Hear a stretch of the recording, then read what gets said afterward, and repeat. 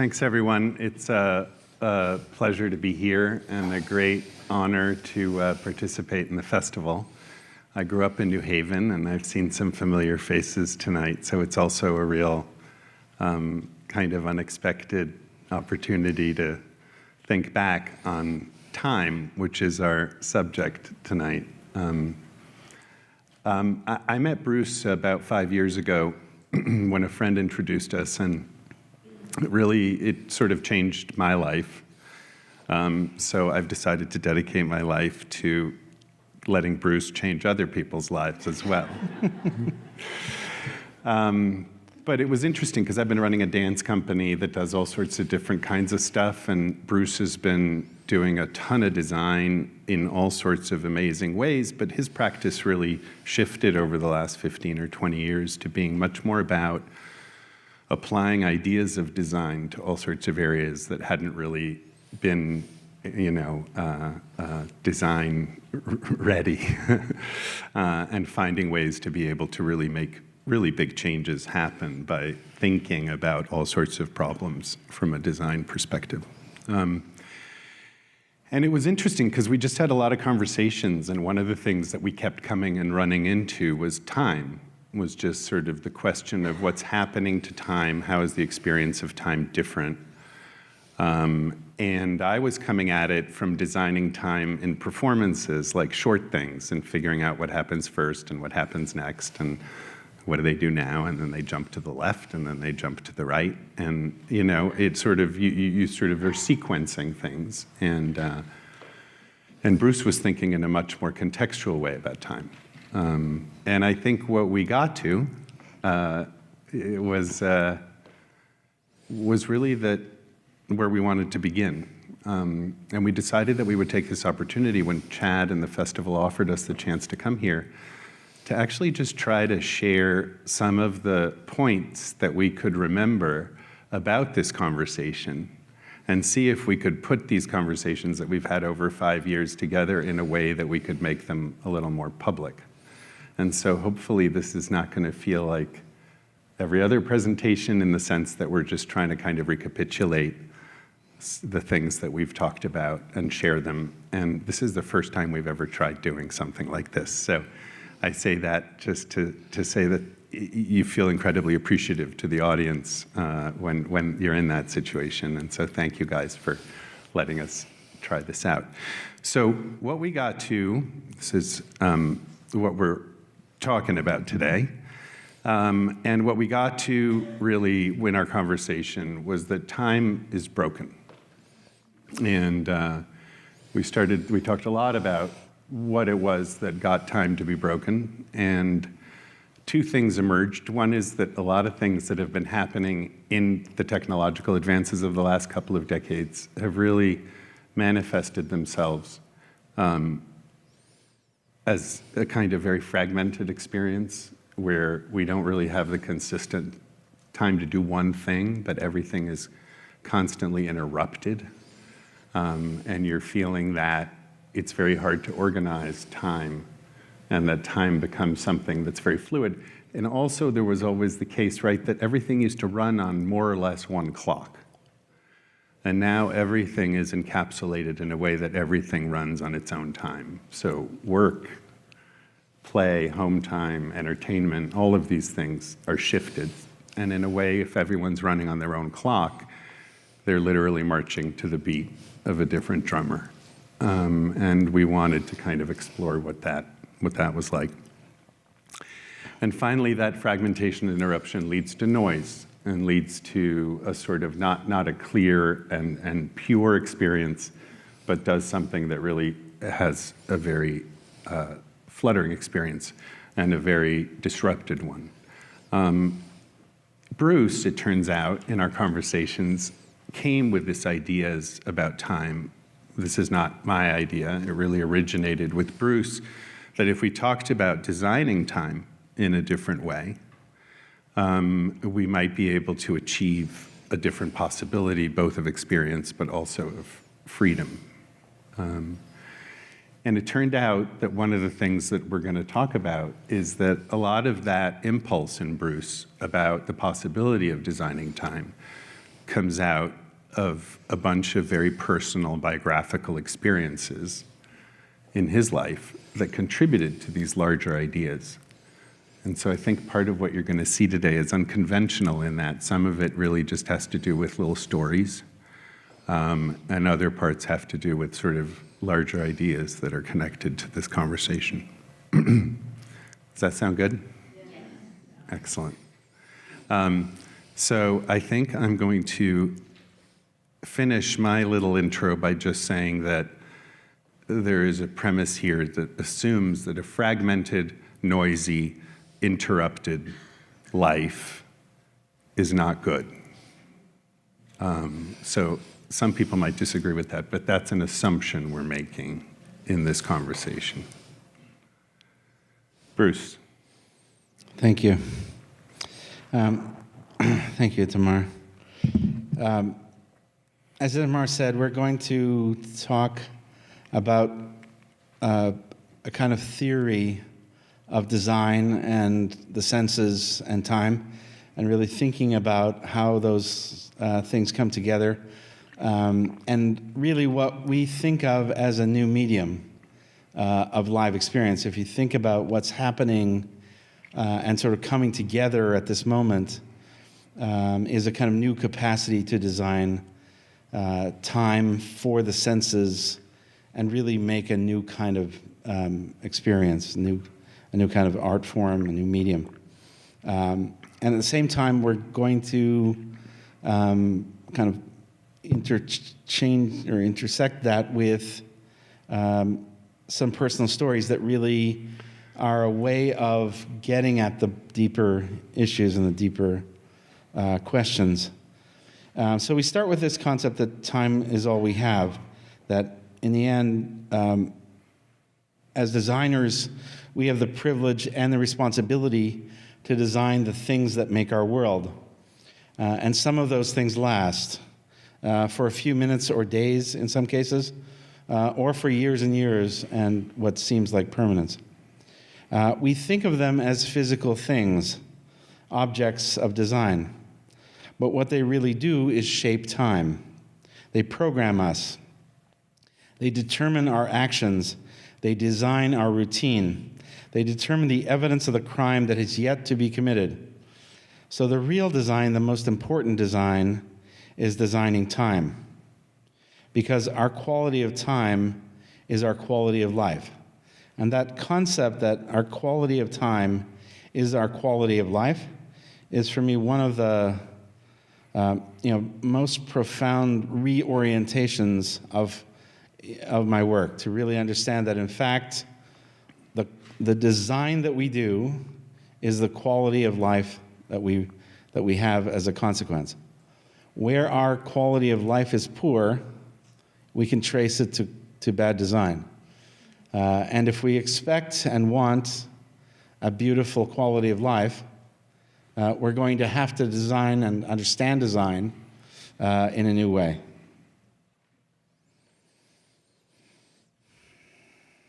This is where I grew up. It's hard to imagine that this is a place where someone could grow up. I grew up on a farm outside of a mining town about 6 hours north of Toronto. And the conditions there are really extreme. This is really the landscape that I went through every day. And I wanted to tell you a story about that place. As a boy, I grew up on a farm outside of a mining town in northern Canada. Most of the men were miners, working to operate the mines 24/7. To do that, they worked shifts, days, afternoons, graveyard. They shifted their sleep by 8 hours every 2 weeks. In the dead of winter, when temperatures dipped to -40 for weeks on end, the men went into the mine in the dark and came out as the sun was setting. Shifting their time for sleep meant that they were constantly disoriented. As a consequence, alcoholism, domestic violence, and substance abuse were rampant. Imagine a culture at the intersection of the deer hunter and outland. both documentaries about the human cost of industrial culture run amok. It wasn't until I was traveling frequently for work that I realized my father was jet-lagged for most of his working life. But without the cafes and stylish women of Paris, or the museums of London, or the ryokans of Japan, or the food and beauty of Italy. It is no wonder that most of the men were crazy, disoriented, violent, drifting in this northern nightmare of shifting time. Now place that in a landscape where every living thing has been extinguished within a radius of 30 miles.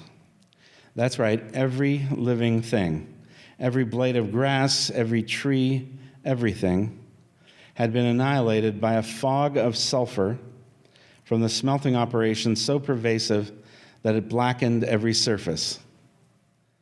So if in this landscape, if you picked up a rock that was black and tipped it over, it was often pink quartz. It was an incredibly beautiful place, but the sulfur blackened as it oxidized, and we're left with 81,000 hectares of land denuded of any trace of life. The story goes that when NASA wanted to train the astronauts to drive their car on the surface of the moon, they came to my hometown. I lived in a farm in the forest beyond the dead zone. But to get to high school each day, I rode the bus through the dead landscape, a bleak terrain that stretched as far as the eye could see. What truly astonishes me in retrospect is that no one, not one person, ever said a thing about this apocalyptic landscape. Not once did one of my fellow students riding the yellow tin can stand up and holler, "What the hell happened here?" In fact, at one point, I began to notice people planting crops by the side of the road in the dead zone. Year after year, everything died. I thought of them as the losingest farmers on the planet. But every spring, they were back. I would eventually learn that they were scientists working to determine what it would take to recover the ecology that had been destroyed. And they would eventually win. Today, that landscape is making a comeback. Since then, they have dumped millions of tons of chemicals to neutralize the acidic soil and have begun to recover the forest ecology that is slowly growing back to what it once was. In an ironic twist, they have preserved a park of devastation, several thousand acres of desolation that stand as a testament, a message to future generations of what humans are capable of.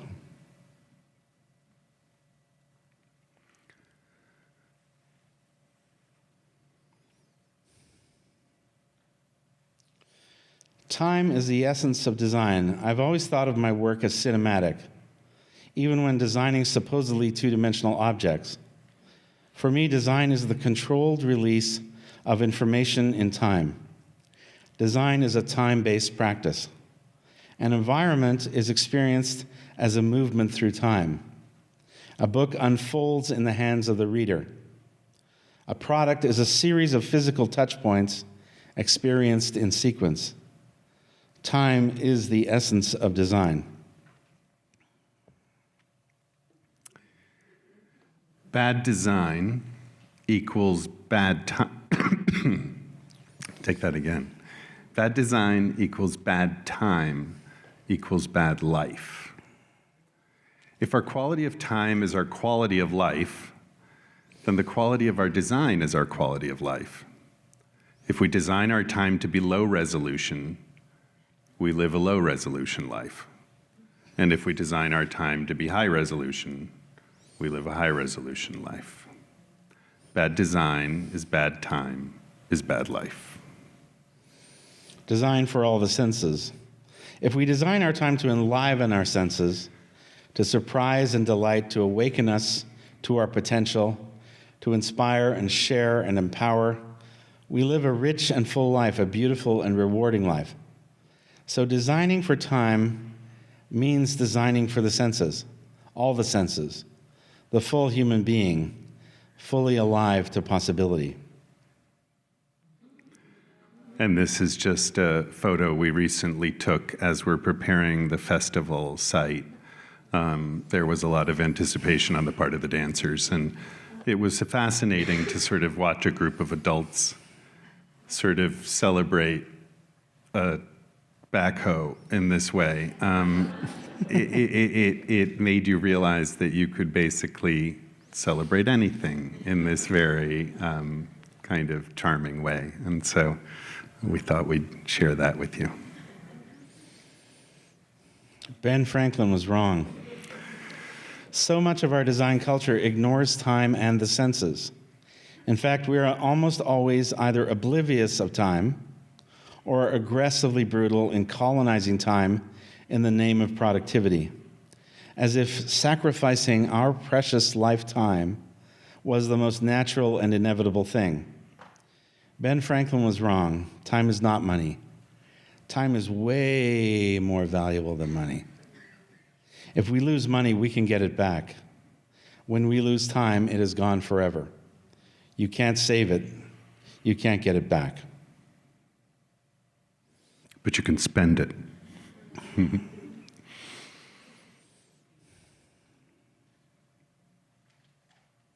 Travels with Rem. When I was working on SMLXL, I used to travel a lot with my co-author, Dutch architect Rem Koolhaas.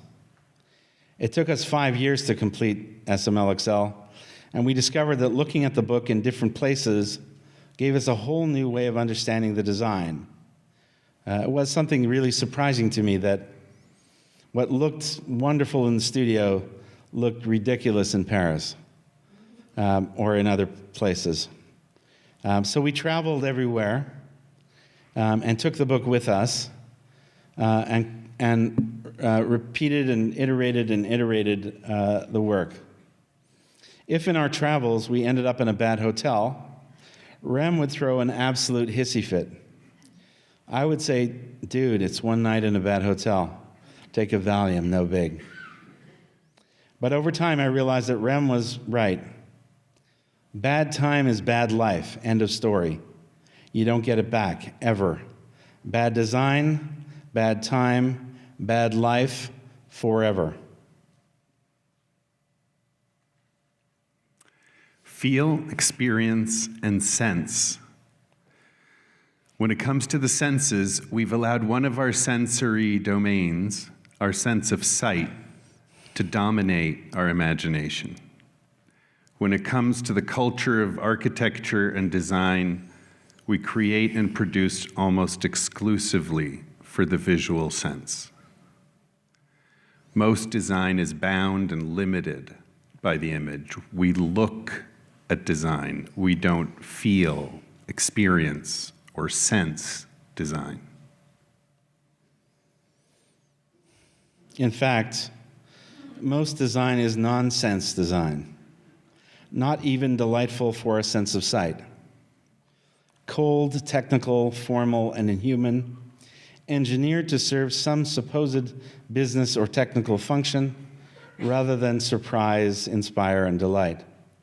Products that work in the computer program where they were developed but fail in real life.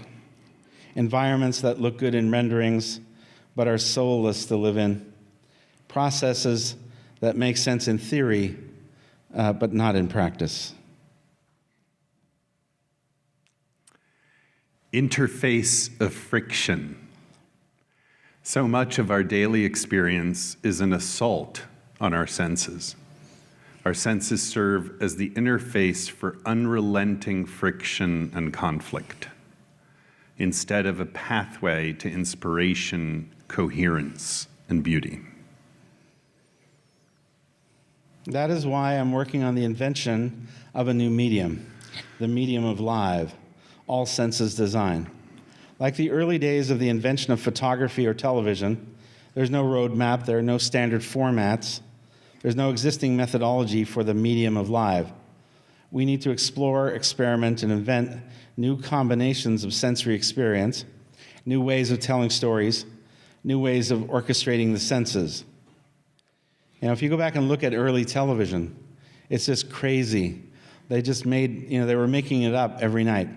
And there were no formats. There were no, all the formats that we now think of as kind of standard formats had never been done before.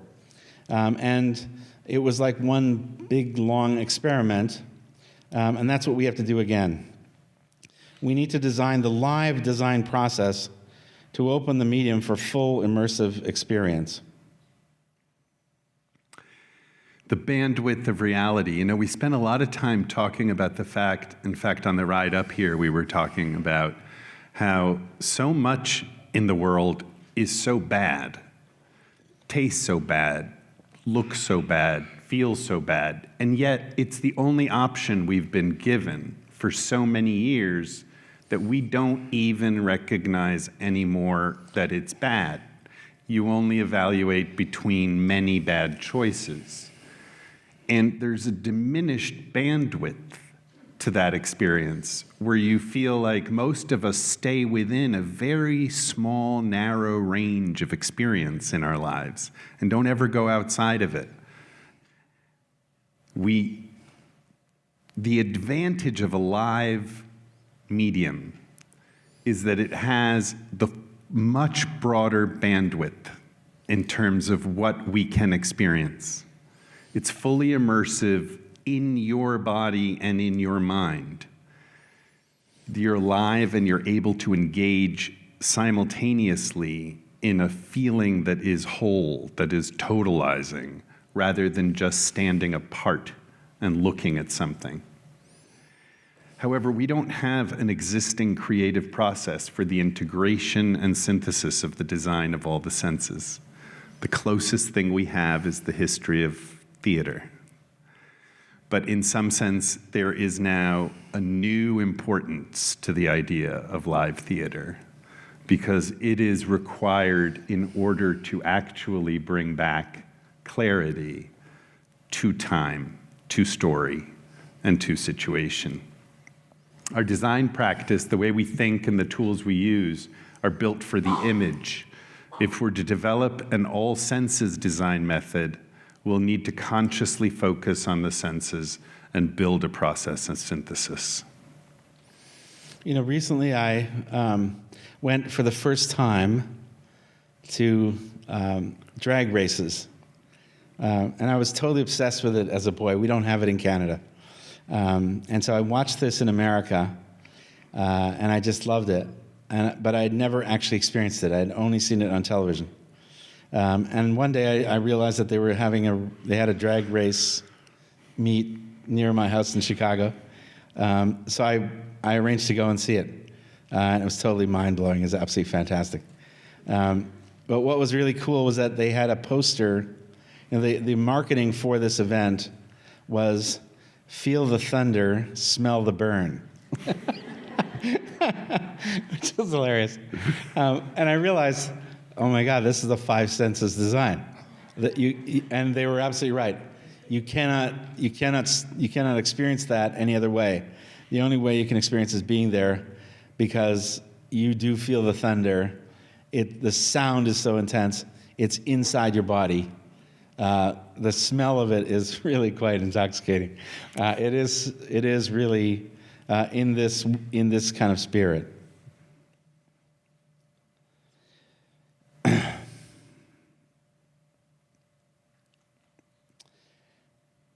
Discovering the senses. Doing this work, really thinking about the medium of live, is happening at a time when we are discovering the mechanisms of the senses, the workings of the mind, the ways in which we process our sensory inputs. Our challenge is to research and keep pace with the most advanced work in the art and science of each of the senses, and prototype a method and process for designing orchestrated experience that is the synthesis of all the senses. When we do this, we bring our ideas to life with the fullest possible impact, touching people holistically, deeply, profoundly, creating inspiration and memories that will last a lifetime. When we design in this five senses way, we start often by just shutting down the visual. It's always a good idea when we start by closing our eyes. You begin to work from something other than the visual, which so dominates our imagination, that we need to shut it down to let other channels explore. It's almost like tying your right hand down and trying to write with your left. John Cage made a work of silence to help us hear that everything we do is music. We have only one center of attention. Closing our eyes helps us to focus that center and move it around to our other senses. Now take a look at this picture and close your eyes and keep them closed while Bruce reads you a story. That image that you saw is a beautiful painting by Kim Ondaatje of the Inco slag train. The way that the slag train worked is that each day they would run the smelting operation, and they would melt the rock and pour off the valuable metals, and they would dump the waste material, the slag, into train cars that were then driven out onto these piles, and they would pour like lava down the side of a hill. In her painting, she managed to somehow capture the kind of sulfur in the air, almost to the point where you can taste the image. So I want to tell you a story about modern architecture. For a short time, we lived in a subdivision carved out of the northern forest, a stranded suburb of nowhere, composed of modern cookie-cutter bungalows built in a floodplain. Why anyone would build them or buy them was beyond my imagination, but there we were. One of the most unsettling aspects of life with my father was the possibility that he might show up at any moment, day or night, wild, unpredictable, drunken, and not alone. On this eventful night, he was joined by a man named Pepper Martin. Pepper, that name pretty much says it all. Was much older than my father, gaunt, wiry, tough as nails.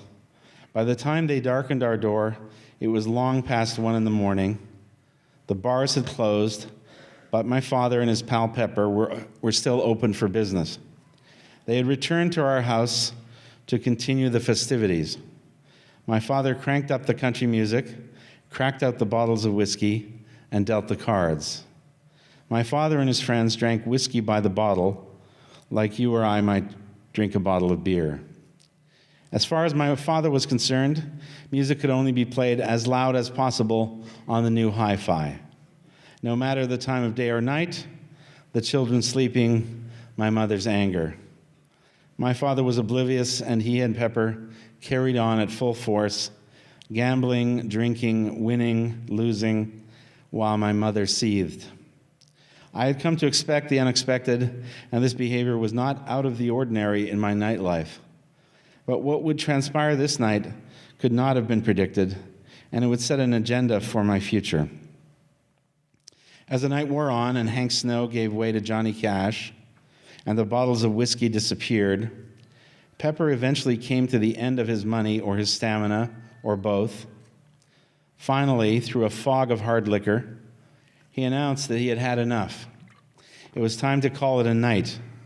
He looked around and suggested that my father ought to be going.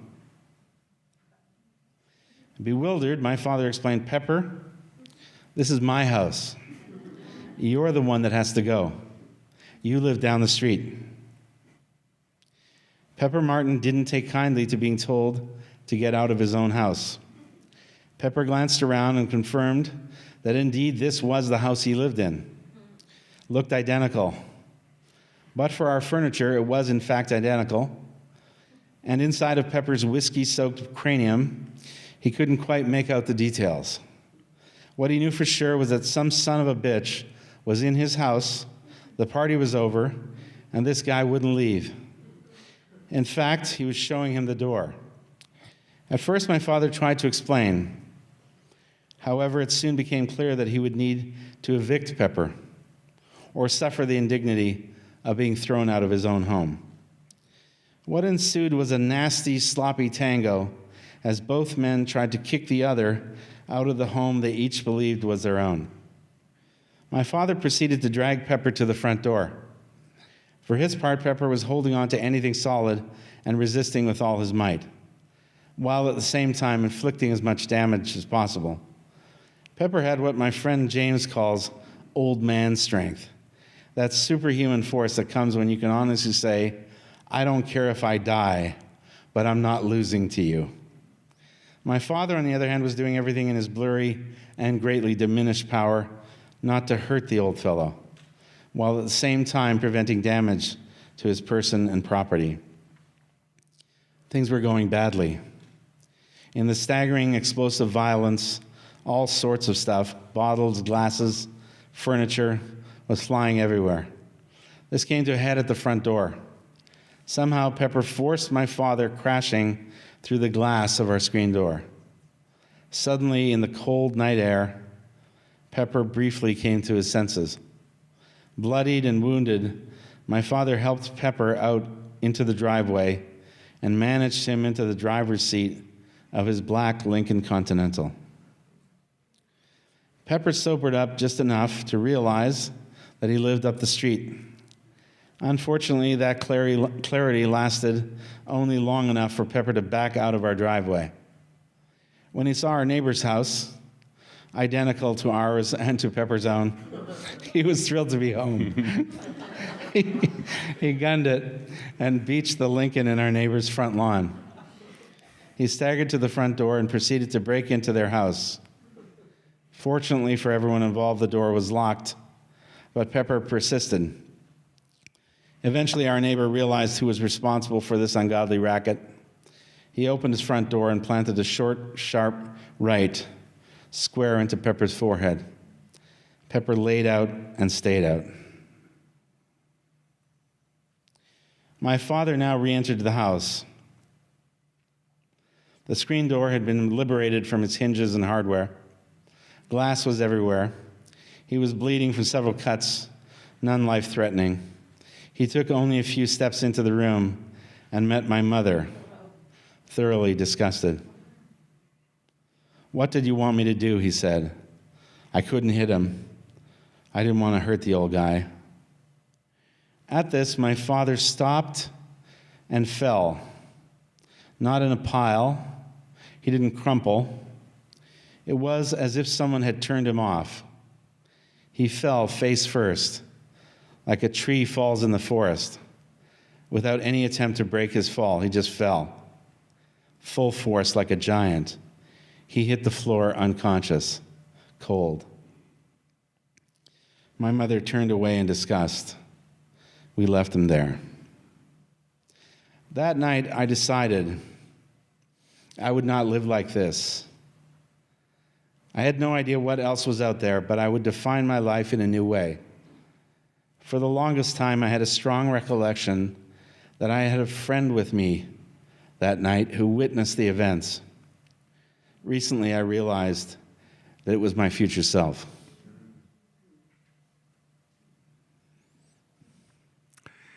We're not spreadsheets. Neuroscience tells us that we are emotional decision makers, not rational spreadsheets. Most of our decisions are made based on what we feel and on empathy and not on logic and reason. Use the language of passion to translate the intellectual into the emotional. Crying is a measuring stick for quality. Focus on their experience, not on our message. We take responsibility for the delivery of their experience. The story, the tone, the feeling, the cadence, the beginning, middle, and end, the nuance, everything. Our responsibility is not to deliver our message. It is to inspire their feeling, to experience something they have never felt and thought before. What is for the eye must not duplicate what is for the ear, said Bresson. Every sensory experience produces expectation in other senses. If it looks cold, we expect it to feel cold. Our work lies in the play between those senses. In conventional media, we see what we hear what we see, we do what we're told. Open the space between the senses to inspire freedom and imagination and demonstrate the power of human imagination.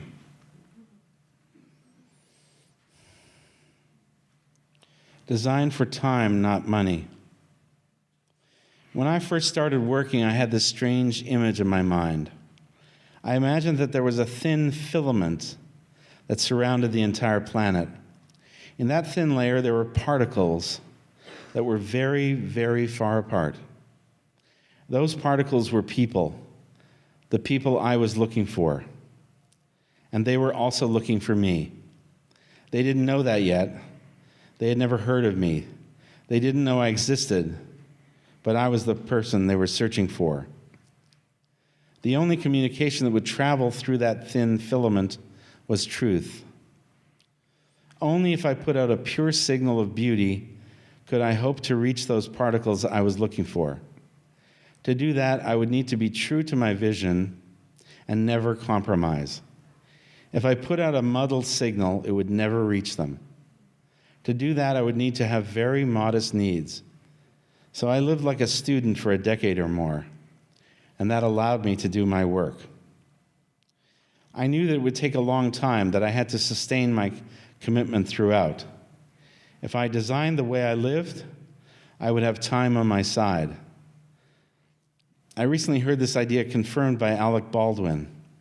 He said, live like a student for as long as you can. Try to go as long as you can where you don't care about money, you don't care about fame. You don't get sucked into that. Try to go through your 20s at least and not buy a big house and have a big nut to feed. Try to make everything about the work as much as possible. By the time you come out the other end of that tunnel, you'll be in a wonderful place. Synthesize. Our work is the orchestration of live experience, not a singular object or image.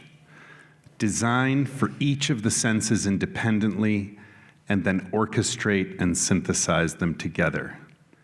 Each sense is a track in a polyphonic composition. You control the mixing board, moving the focus and designing the overlap and interaction of the senses for maximum emotional impact. Touch is our first language. It's the first sense that we acquire. Touch is our silent interface with the material world. Touch is the third dimension of surface that speaks to our emotions. Unconsciously, touch tells us whether to trust, whether to pull away or lean in and embrace. We know from neuroscience that human touch changes our experience in profound ways. We open up, cooperate more, and feel more connected when we are touched. Think about how much time Apple spends getting the texture just right, the touch of every product exact. Our most intimate moments are centered around touch. Sex is designed touching. You are alive and mobile.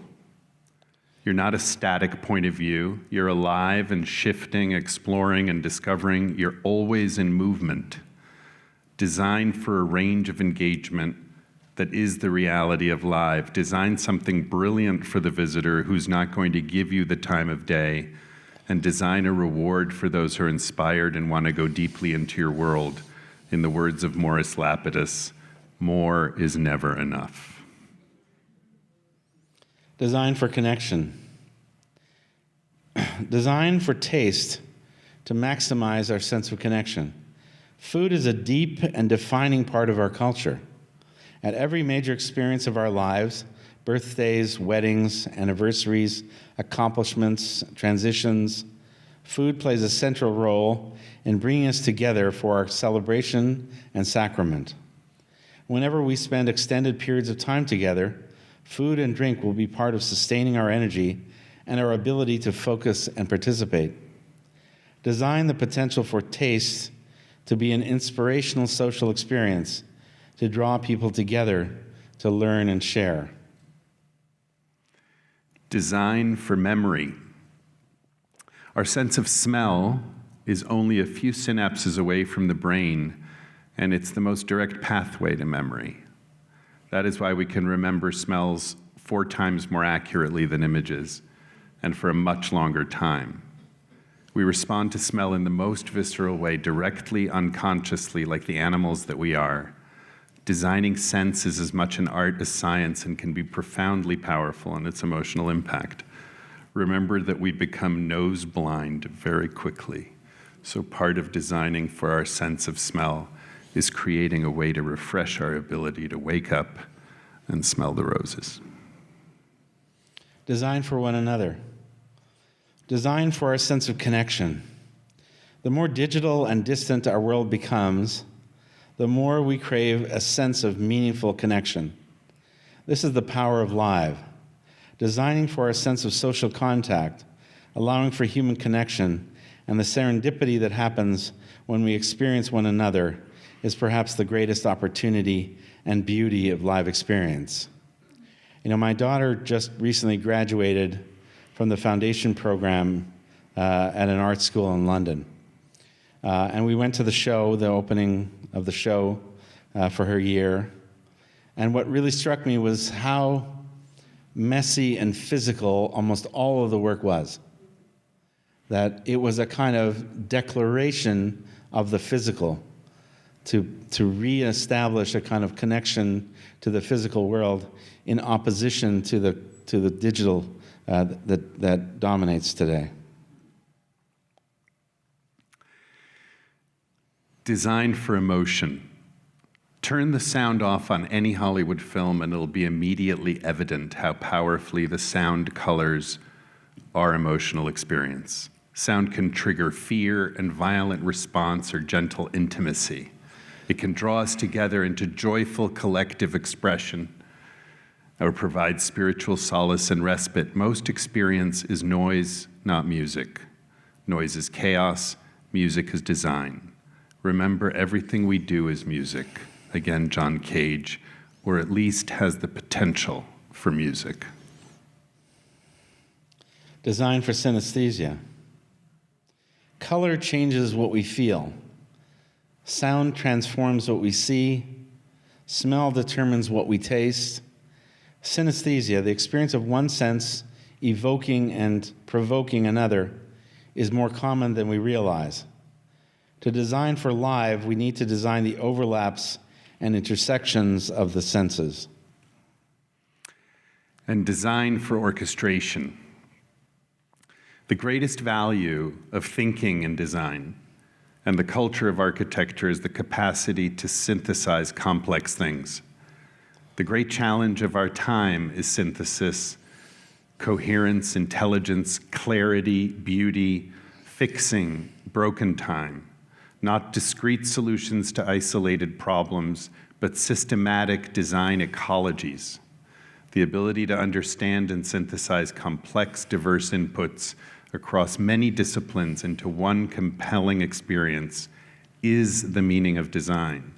It is also the underlying method of designing live. Design for our sense of time. Live immersive experience happens in time. We know we are alive because we experience time. Therefore, our work is not a fixed object or space. It is a controlled release of ideas and information in time. It is a dramatic experience that evolves and builds in the mind of the visitor. Time is a plastic dimension. We can stretch it or we can compress it.